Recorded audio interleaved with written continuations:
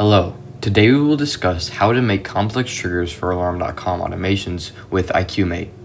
Currently, Alarm.com automations can only be triggered by a single event or device.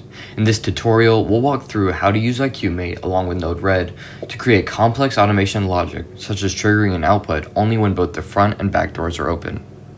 Here we have the IQPanel sensors and IQPanel commands, which are automatically imported when IQMate is started.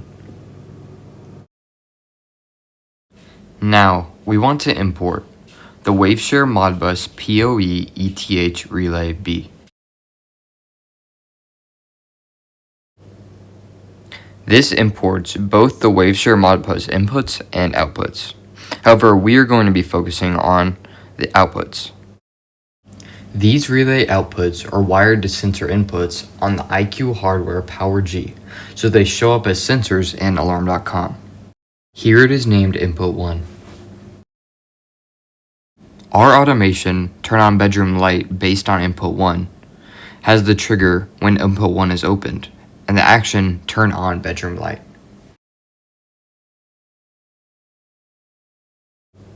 In our example flow, we have both the front door and back door sensors.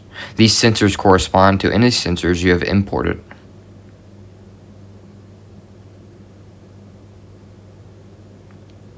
These sensors are inputs into the door activity tracker function.